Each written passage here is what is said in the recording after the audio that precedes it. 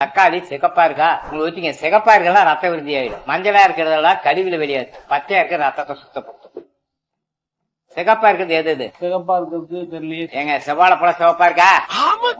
Beetroot சிவப்பா இருக்கா? மாதுளம்பழம் சிவப்பா இருக்கா? பேரிச்சம்பழம் சிகப்பு கருப்பு எல்லாமே இருக்குது. அப்ப இதெல்லாம் ரத்த விருத்தி ஆகக்கூடிய பொருள். மிளகுதான் அதீத வாயு எடுக்கும். 10 மிளகு இருந்தா பயன் சாப்பிடலாங்க. வாங்க சேஃப்டிக்கா போறோம், விருந்து சாப்பிடுறோம். அப்ப அந்த மிளகு ரசம் வச்சு சாப்பிட்டீங்கன்னா அந்த விஷமெல்லாம் முடிஞ்சு போயிடும்.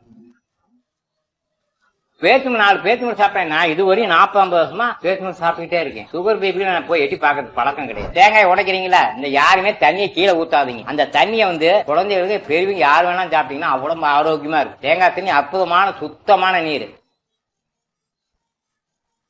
கொண்டு போறேன், அது யாரும் விரும்பவே மாட்டாங்க.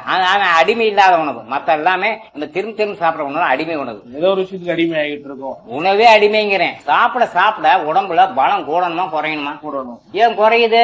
நீங்க சக்தி உள்ள உணவு சாப்பிடல, சக்தி வெளியேற்ற உணவு சாப்பிடுறீங்க.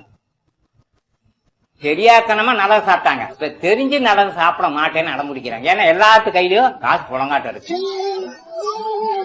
ஐயா வணக்கம். வணக்கம் வணக்கம் வணக்கம் வணக்கம். உணவு பழக்க வழக்கங்களை பத்தி பேசணும் இல்லையா? அந்த 5 உணவு முழுசா தெரிஞ்சுங்க. உணவு நம்ம நம்ம சாப்பிடுற உணவெல்லாம் சமையல் உணவு. 2வது நீர், அதுவும் ஒரு உணவு. 3வது உணவு யாருமே சாப்பிடறது இல்ல. என்னது? காற்றா? நீங்க சாப்பிடுறீங்களா?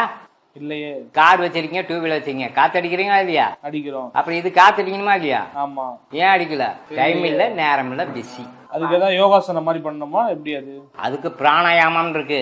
ஏறுதல் பூரகம் 2 வாமத்தால், ஆறுதல் கும்பம் 64, ஊறுதல் ரேசகம் 32, மாறுதல் 1 கண்ணு மஞ்சனையாமே.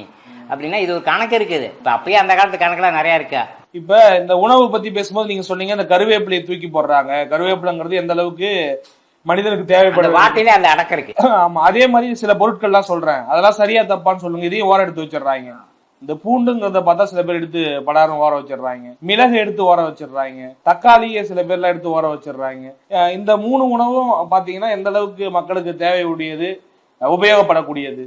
பெருங்காயம் பெரும் காயம். இந்த உடம்பு என்னங்க பெரும் காயங்கிறாங்க, பெருமை மிகு காயங்கிறாங்க. அந்த காயத்தை வாய் வெளியேற்றினா அது சமைச்சிட்டீங்கன்னா அது பாய்ச்சித்திரும், கொஞ்சமாவது வாயு எடுக்கும். மிளகுதான் அதீத வாயு எடுக்கும். 10 மிளகு இருந்தா பயன் சாப்பிடலாங்க. வாங்க எப்படின்னா நம்ம கண்டதான் சாப்பிட்றோம். இப்ப விசேஷத்துக்கா போறோம், விருந்துக்கு சாப்பிட்றோம். அப்ப அந்த மிளகு ரசம் வச்சு சாப்பிட்டீங்கன்னா அந்த விஷமெல்லாம் முடிஞ்சு போயிடும். இப்ப அங்க போனா அப்ப வெளிநாட்டுல அந்த அரசனுக்கு அப்படிதான் வச்சு கொடுப்பாங்க. உடனே மிளகு ரசம் வச்சு சாப்பிட்டுருவாங்க. மிளகு சாப்பிட்டீங்கன்னா விஷமெல்லாம் முடிஞ்சு போயிடும். ஒண்ணு மிளகை வச்சுதான் மந்திரிச்சு கொடுக்குறாங்க இல்லையா? தக்காளி சிகப்பா இருக்கா உங்களுக்கு வச்சுங்க. சிகப்பா இருக்கலாம் ரத்த விருத்தி ஆயிடும். இது ஒரு சிஸ்டம். மஞ்சளா இருக்கிறதெல்லாம் கழிவுல வெளியேற்றும். பச்சையா இருக்கிற ரத்தத்தை சுத்தப்படுத்தும். சிகப்பா இருக்கிறது எது எது? சிகப்பா இருக்கிறது தெரியலையே, சொல்லுங்க. ஏங்க செவ்வாழைப்பழம் சிவப்பா இருக்கா? பீட்ரூட் சிவப்பா இருக்கா? மாதுளம்பழம் சிவப்பா இருக்கா? பேரிச்சம்பழம் சிகப்பு கருப்பு எல்லாமே இருக்குது. அப்ப இதெல்லாம் ரத்த விருத்தி ஆகக்கூடிய பொருள். சிகப்பா இருக்குல்ல ரத்த விருத்தி ஆகணும். அப்ப உங்களுக்கு அப்ப பிளட் கம்மியா இருக்கிறாங்கிறாங்க, அதே கம்மியா. ஏன் சாப்பிடாம இருக்கிறீங்க? ரத்த சோகை உள்ளவங்களும் அதை சாப்பிடலாம். அனிமியா இருக்கிற சோகை இல்ல, சாப்பிடாதவங்களுக்கு சோகை வந்துடும். சோகை வந்துடும். ஏன் 2 பேச்சும 4 பேச்சும சாப்பிட்டேன். நான் இதுவரையும் 40-50 வருஷமா பேச்சும சாப்பிட்டுட்டே இருக்கேன். சுகர் பேபில நான் போய் எட்டி பாக்குறது பழக்கம் கிடையாது. ஏன்னா எனக்கு தெரியும். இப்ப யார் உடம்புலயும் பாத்தீங்கன்னா சுகர் நார்மலா இல்ல. ஒண்ணு வைங்க, 6 சுவை வரிசையா வைங்க. நாக்கில எது சப்பி போட்டுனா குடலும் கீழே போற முடியும், ஒண்ணும் பண்ணல. இப்ப உப்பு போய் காரத்தை திங்கறீங்க, இந்த சப்பி உங்களோட முழுங்குவீங்களா? முடியாது, கஷ்டம். தோற்பு காசுலாம் அதிகம் சாப்பிட முடியாது. அப்ப சப்பி உங்களோட முழுங்குனா குடல் முடி போய் ஒன்னும் பண்ணாது. எந்த சுவை? இனிப்பு தான். அது தாய்ப்பால் என்ன சுவை கொடுத்தான்? இனிப்பு. அப்ப ஜஸ்ட் முடிஞ்சுதா? பழங்களை என்ன சுவை கொடுத்தான்? இனிப்பு. ஒமுட்டுதா? இல்ல. அப்ப என்ன சுவை இருக்கோ நமக்கு ஏத்துக்குது, அதை சாப்பிட்டு போங்க. பிடிக்காத ஒண்ணு எடுத்து மாத்தையா முழுங்கி நீ கசப்ப முழுங்கி அது ஏன் கசப்ப கொஞ்சமா சேர்த்தீங்க. அது மூலிகை கசப்பு தான் பெஸ்ட். மத்த கசப்புலாம் நீங்க வேஸ்ட். இப்ப எனக்கு இன்னொரு கேள்வி இருக்கு. என்னன்னாக்கா, இந்த பால் இருக்கு இல்லையா, இயற்கையா நமக்கு பசுமாட்டுல இருந்து எடுத்து நம்ம சாப்பிடுறோம், பல காலமா அது இருக்குது.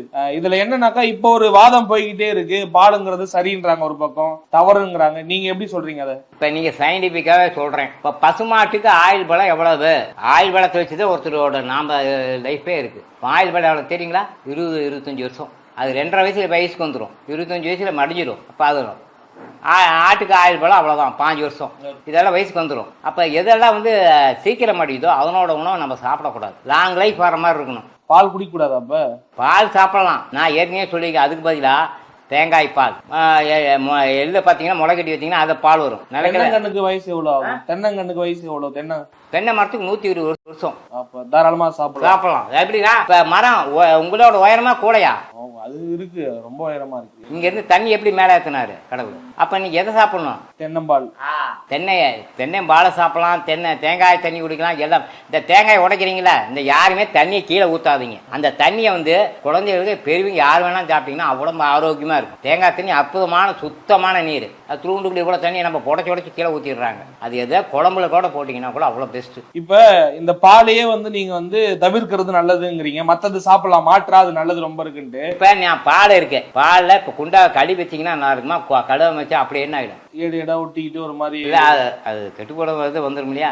இப்ப நாங்களாம் சுக்காப்பி வச்சு குடிக்கிறோம். அது அப்படியே டம்ளர் வச்சுட்டீங்க. இப்ப காலையில் சுக்காப்பி வச்சுட்டு நீங்க குடிக்காம விட்டீங்க, சாந்து முடி இருந்தாலும் கிடவே கிடாது தெரியுங்க. அப்ப என்னென்ன பால் ஊத்துறதுனாலதான், பால் ப்ரிப்பேர் பண்ணி கொடுக்கறதுனால உள்ளுக்குள்ள வந்து இப்ப வைப்ரேஷன், உள்ளுக்குள்ள ஃப்ரிட்ஜ் வச்சிருக்கீங்களா? இல்லையா? அது கெட்டுதான் போகும். ஓகே, இப்ப அதையுமே பாலையுமே பதப்படுத்தி மதிப்பு கூட்டி நெய் ஆக்குறாங்க, பன்னீர் ஆக்குறாங்க, அதெல்லாம் இன்னும் கெடுதலா? அப்ப ஆமா சார், அதான் குறிப்பிட்ட வயசுக்கு மேல தேவையில்லை. சாப்பிடுங்க. என்ன சொல்றேன்னா, குழந்தை வளர முடியும் சாப்பிட்டோம் வேண்டாங்க. பெரியவங்க கொஞ்சம் கொஞ்சமா தவிர்த்துட்டு வந்தீங்கன்னா தப்பிச்சிடலாம். அதாவது இப்ப மாடே இருக்கு, கண்குட்டி வந்து வளர்ந்ததுக்கு அப்புறம் பால் சாப்பிடுதா? ஆடே இருக்கு, ஆடு வளர்ந்ததுக்கு அப்புறம் சாப்பிடுதா? யாருமே பால் தனது தாய்ப்பாலை குடிக்குது, வளர்ந்ததுக்கு அப்புறம் எதுவும் சாப்பிடல. மனிதன் மட்டும் புறக்கல வந்து போக முடியும். அது ஒரு கௌரவ மரியாதையா நினைச்சுக்கிட்டு இருக்காங்க. அப்படி முன்னெல்லாம் பாத்தீங்கன்னா யாருமே அதிகம் பால் சேர்த்திக்க மாட்டாங்க. எப்படின்னா அன்னைக்கு பண்ணையாரு யாராவது ஒருத்தர் தான் சாப்பிட்டுருந்தாங்க. அன்னைக்கு வந்து பணக்காரர்களுக்கு குறைவு, ஏழைகள் அதிகமாக இருந்தாங்க. அவங்க வந்து அப்படியே இது ஒரு ஃபார்முலா வச்சு சாப்பிட்டு இருந்தாங்க. ஏன்னா நம்ம பால்லாம் வாங்கிட்டு வந்து சாப்பிட முடியாப்பா தான். அப்ப கருப்பட்டி அடிச்சு காய வச்சு அப்படியே வச்சு தண்ணியில வச்சு கொதிக்க வச்சு குடிச்சாங்க. அது தெரியாதனமா நல்லது சாப்பிட்டாங்க. இப்ப தெரிஞ்சு நல்லது சாப்பிட மாட்டேன்னு அடம்பிடிக்கிறாங்க. ஏன்னா எல்லாத்து கையிலயும் காசு புழங்காட்டம் இருக்குது. ஏதாவது பணக்கம் எல்லா கையிலயும் 2 வீலர் இருக்குது, செல்போன் இருக்குது, எல்லாமே இருக்குது. தெரு பால் பூத்து இருக்கு, பால் பூத்து இருக்குது, கொண்டாந்து இறக்கி விடுறாங்க. இது ஒரு போதை. எப்படி திரும்ப என்ன பொருள் சாப்பிட்றீங்களோ அதெல்லாம் போதை பொருள். எது பிடிக்குது? எப்படி நான் என்கிட்ட சுக்காட் கொண்டு போறேன், அது யாரும் விரும்பவே மாட்டாங்க. அவன் அடிமை இல்லாத உணவு. மற்ற எல்லாமே நம்ம திரும்ப சாப்பிட்ற உணவு அடிமை உணவு. ஏதோ ஒரு விஷயத்துக்கு அடிமை ஆகிட்டு இருக்கோம். உணவே அடிமைங்கிறேன். குறிப்பிட்ட ஏஜ் ஆக உணவு குறைச்சிட்டு வந்தோம். ஊனினை உருக்கி உள்ளோடையே பெருக்குனாங்க. ஊனை அப்படியே கடைசியா ஏஜ் ஆக அப்படியே குறைச்சிட்டு வந்தோம். சதை இருக்கக்கூடாது, அப்பதான் நரம்புல நல்லா இருக்கும். இப்ப நீங்க புலால் உண்றதை விட காய்கறி இதெல்லாம் சாப்பிட்டாலே உடம்புக்கு நல்லதுன்னு சொல்றீங்க. இப்ப பாத்தீங்கன்னா பொதுவா காய்கறி அடுத்து முன்னாடி இன்னொரு செக்ஷனுக்கு கனி சொன்னீங்க, முதல்ல அக்யூட்டா அடிங்க. ஓகே, கேள்வி என்னன்னாக்கா, இயல்பாவே ஒரு நம்பிக்கை இருக்கு இங்க இருக்கக்கூடிய ஆட்களுக்கு. என்னன்னாக்கா, சமகாலத்துல புலால் உண்டா வந்து பலம் அதிகமா கூடும் அப்படிங்கிற மாதிரி சொல்றாங்க. அதே மாதிரியான சத்து தான் ரெண்டுத்திலயுமே இருக்கா? சைவத்திலயும் அதே, அசைவத்திலயும் கிடைக்குமா? அசைவத்துல இருக்கிறது சைவத்துல கிடைக்குமா? கிடைக்கும், கட்டாயம் கிடைக்கும். சத்துங்கிறது கிடைக்கும், கட்டாயம் கிடைக்கும். இதை தவிர்த்துட்டு அசைவம் சாப்பிடறதால என்ன மாதிரியான பிரச்சனைகள் இருக்கு நமக்கு? அசைவத்தை இப்ப சாகடிச்சு சாப்பிட்றோமா? அப்படியே சாப்பிட. இப்ப சிங்கம் புலி இருக்குது, இப்ப மானை கடிக்குது, கடிச்ச உடனே ரத்தத்தை எப்படி குடிக்குது? ரத்தமா அப்படியே பச்சையா குடிக்குது. அதுதான் விஷயம். பச்சையா உயிராற்றல் உள்ளுக்குள்ள இருக்கிறப்ப சூடா குடிக்கும். உயிர் ஆற்றல் குறையத்துக்குள்ளாடி அந்த ரத்தத்தை உறிஞ்சு குடிச்சிடணும். கெட்டு வீணா போனது அதுக்குன்னு ஒரு மிருகு இருக்கு, என்ன சாப்பிடுங்க. அதுக்கு பேர் கழுகுன்னு ஒண்ணு இருக்கு, புனந்தண்ணி கழுகுனே ஒண்ணு இருக்கு, தெரியுங்களா? அதுதான் அதை சாப்பிடும். அப்ப என்னன்னா சைவம் நமக்கு தேவையில்லை. கெட்டு போச்சுன்னா அது செத்து சாகடிச்சுதான் செய்யறேன். இப்ப இதுல வந்து நீங்க கை விரல் இருக்கு, இல்ல ஏபிசிடி இப்படிலாம் நீங்க விட்டமின் சத்தியே சொல்றீங்க. இப்ப இந்த வெட்டி போட்டா என்ன இருக்கும்? வெட்டி போட்டா என்ன சார் இருக்கும்? இது விரல வெட்டி போட்டா என்ன இருக்கும்? இருக்குமா இருக்காது? ஏதாவது இல்ல, நான் விரல சொல்லவில்லை. இன்னைக்கு இதை வெட்டி கீழே போட்டீங்கன்னா என்னவா இருக்கும்? உசுரோட இருக்குமா செத்து போயிடும். செத்து போனதுல சத்து இருக்குமா இருக்காது? இருக்காது. எப்படின்னா அந்த அசைவத்தை கறியெல்லாம் இருக்கு இல்லைங்க, அது உங்களுக்கு சக்தியே இருக்குன்னு வைங்க, அது எசன்சியலா எதுல இறங்குங்கண்ணா? குஸ்கால இறங்கிடும். இப்ப ஆனா டாக்டர்ஸ் எல்லாமே ரெக்கமெண்ட் பண்றாங்களே, அத வெளியில இருக்கவங்க எல்லாம் வந்து நீங்க புலான் உள்ளுங்க, கோழி சாப்பிடுங்க, ஆடு சாப்பிடுங்க, நல்லதுதான் உடம்புக்குன்றாங்களே. அப்ப நல்லதுன்னா நேரம் உடம்பு நல்லா வச்சிருக்கு. 40-50 வயசு அப்படி அசுரப்பெல்லாம் வந்திருக்கணும். ஏங்க குறையுது? இப்ப நல்லா புரிஞ்சுக்கங்க. நீங்க சாப்பிட உடம்புல பலம் கூடணுமா குறையணுமா? கூடணும். ஏன் குறையுது? நல்லா 20 வயசு சாப்பிட்ட உணவை தான் அப்படி 40 வயசு சாப்பிட போறீங்க. சத்து இருக்குமா இருக்காதா? இருக்குதா இல்லையா? சில 40 வயசுக்காரங்களை கேட்டு சரி, 40 வயசு 60 வயசு கூட என்ன அசைஞ்சு சாப்பிட்றாங்க இருக்காங்க என்னங்க, அவங்களே சத்து இருக்கான்னு கேளுங்க. அப்ப என்ன சத்து கூடமா கூடாதா? ஏன் குறையுது? நீங்க சக்தி உள்ள உணவு சாப்பிடல, சக்தி வெளியேற்ற உணவு